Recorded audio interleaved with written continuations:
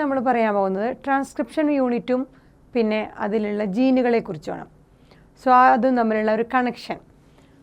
So നമുക്ക് എല്ലാവർക്കും അറിയാവുന്ന കാര്യമാണ് ജീനാണ് ഇൻഹെറിറ്റൻസിൻ്റെ ഫങ്ഷണൽ യൂണിറ്റ് എന്ന്.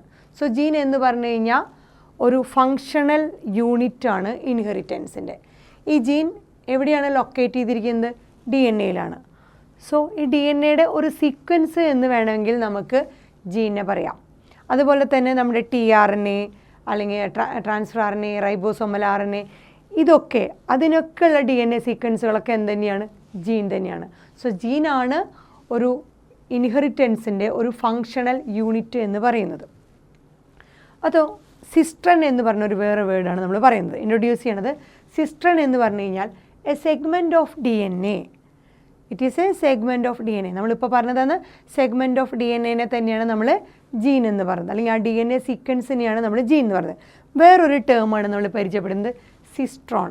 സിസ്ട്രോൺ എന്ന് പറഞ്ഞു കഴിഞ്ഞാൽ a segment of DNA coding for polypeptide.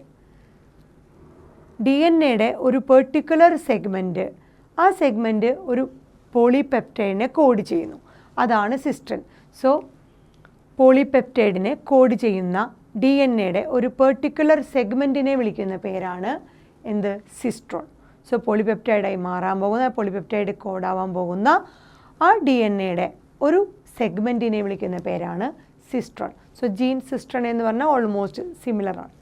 ഇനി structural gene in transcription unit. നമ്മുടെ ട്രാൻസ്ക്രിപ്ഷൻ യൂണിറ്റിൽ കാണപ്പെടുന്ന സ്ട്രക്ചറൽ ജീൻ എന്ന് പറഞ്ഞു കഴിഞ്ഞാൽ, പ്രൊമോട്ടർ കഴിഞ്ഞാൽ കാണുന്ന ആ സ്ട്രക്ചറൽ ജീൻ എന്താണ്? രണ്ട് തരത്തിലുള്ള സ്ട്രക്ചറൽ ജീൻ ഉണ്ട്. ഒന്നുകിൽ മോണോസിസ്ട്രോണിക് അല്ലെങ്കിൽ പോളിസിസ്ട്രോണിക്.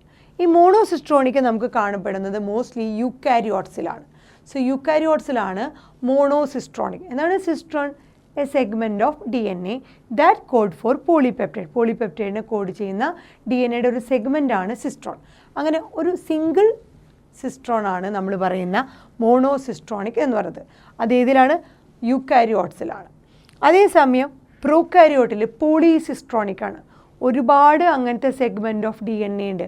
പോളിപെപ്റ്റൈഡിനെ കോഡ് ചെയ്യുന്ന ഒരുപാട് സെഗ്മെൻറ്റ് ഓഫ് DNA ഉണ്ട് പ്രോകാരിയോട്ടിൽ, അഥവാ ബാക്ടീരിയയിൽ എന്നാണ് പറയുന്നത്. സോ പോളിസിസ്ട്രോണിക് ആണ് പ്രോകാരിയോട്ട്, അല്ലെങ്കിൽ മോണോസിസ്ട്രോണിക് ആണ് യൂക്കാരിയോട്ട്. സോ യൂക്കാരിയോട്സിൽ കാണുന്ന ആ സെഗ്മെൻറ്റ് ഓഫ് DNA എന്ന് പറയുന്നത് മോണോസിസ്ട്രോണിക്കും, പ്രോകാരിയോട്ടിൽ കാണുന്ന ഇതെന്താണ്? പോളിസിസ്ട്രോണിക് ആണ് സെഗ്മെൻറ്റ് ഓഫ് DNA. എങ്ങനെയാണ് ആ പോളിപെപ്റ്റൈഡ്? സോ ഇവിടെ പോളിസിസ്ട്രോണിക് എന്ന് പറഞ്ഞാൽ ഒരുപാട് പോളിപെപ്റ്റൈഡുകൾ ഉണ്ടാവും. ഇവിടെയാണെങ്കിൽ സിംഗിൾ പോളിപെപ്റ്റൈഡേ ഉണ്ടാവുള്ളൂ എന്നർത്ഥം. ഒറ്റ സെഗ്മെൻറ്റ് ഓഫ് DNA, അതുകൊണ്ട് ഒരു പോളിപെപ്റ്റൈഡ്. ഇവിടെ ഒരുപാട് സെഗ്മെൻറ്റ് ഓഫ് DNA, അതായത് പോളിസിസ്ട്രോണിക്, ഒരുപാട് പോളിപെപ്റ്റൈഡ്. ഇതാണ് മോണോസിസ്ട്രോണിക് ആൻഡ് പോളിസിസ്ട്രോണിക്. ഇനി നോക്കുകയാണെങ്കിൽ നമ്മുടെ യൂക്കാരിയോട്ടിലാണ് നമ്മൾ പറഞ്ഞ മോണോസിസ്ട്രോണിക് എന്ന് പറഞ്ഞത്. സെഗ്മെൻറ്റ് ഓഫ് DNA ഒരെണ്ണം, that code for polypeptide. So monocistronic structural ജീനിലാണെങ്കിൽ, സ്ട്രക്ചറൽ ജീന് മോണോസിസ്ട്രോണിക് ആണെങ്കിൽ, നമ്മുടെ യൂക്കാരിയോട്ടിലാണെങ്കിൽ ഇൻറപ്റ്റഡ് കോഡിംഗ് സീക്വൻസ്. ഈ പറഞ്ഞ structural gene, monocistronic structural gene എന്താണ് പ്രത്യേകത? അങ്ങനെയുള്ള മോണോസിസ്ട്രോണിക് സ്ട്രക്ചറൽ ജീൻ എന്ന് പറയുന്നത് കോഡിംഗ് സീക്വൻസ് വെച്ച് ഇൻറപ്റ്റഡ് ആണ്. Interrupted by coding സീക്വൻസുകൾ.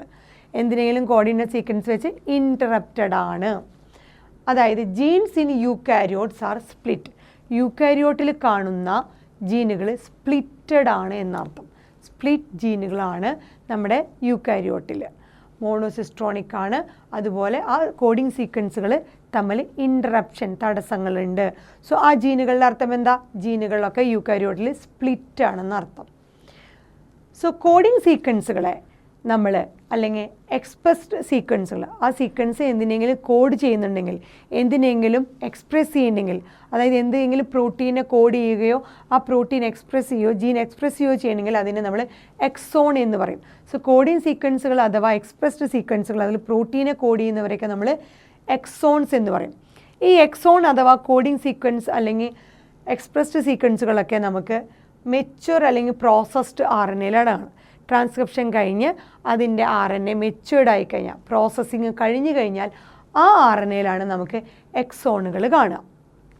അല്ലെങ്കിൽ അതിൽ പിന്നെ നമ്മൾ കാണുന്നത് ഈ എക്സോണുകളൊക്കെ ഇൻറപ്റ്റഡ് ബൈ, അതിൻ്റെ ഇടയിലൊക്കെ എന്തുണ്ട്, ഇൻറപ്റ്റഡ് ബൈ നോൺ കോഡിങ് സീക്വൻസുകൾ. ആ നോൺ കോഡിങ് സീക്വൻസുകളെയാണ് നമ്മൾ ഇൻട്രോൺസ് എന്ന് പറയാം.